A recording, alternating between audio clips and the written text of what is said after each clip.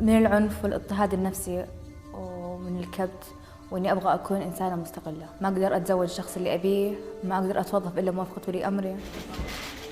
Saudi teenager Rahaf Mohammed captured the world's attention when she fled from her family during a holiday in Kuwait, was detained in Bangkok trying to avoid deportation. I want asylum.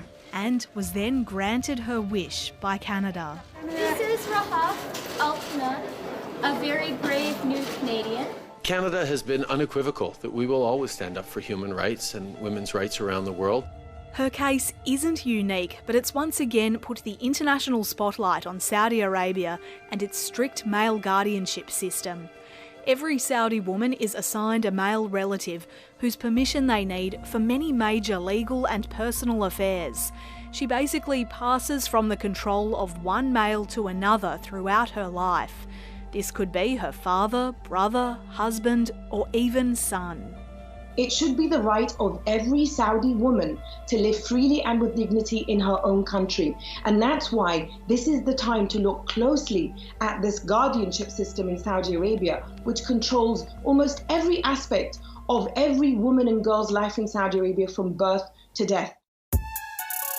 The current system means women need permission for things like travelling outside the country, marriage and divorce, leaving prison, and in some instances, education, employment and receiving medical care.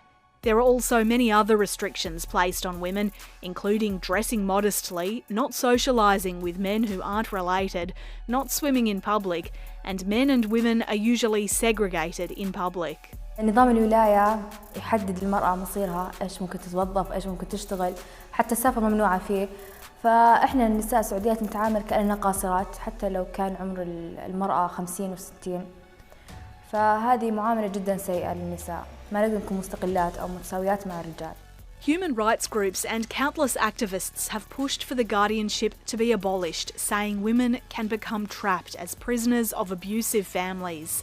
But while there are many critics of the government, many aspects of the system stem from informal practice rather than specific laws. Organic application varies from family to family, but that's not necessarily the government. So, for example, when I was living in the kingdom, I changed work twice, I had 2 bank accounts, I had several cell phone contracts. I never had a guardianship, I never had a guardian authorize any of this. Okay. Absolutely not, but a Saudi woman sitting next to me may have a different experience, but that's not the leadership, that's not the government.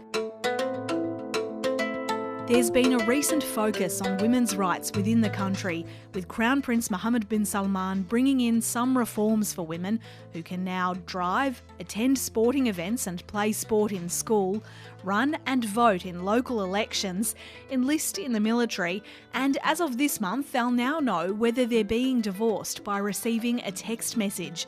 Before this, their husband could divorce them without their knowledge. Despite the progress, there are still serious consequences for those who speak out publicly.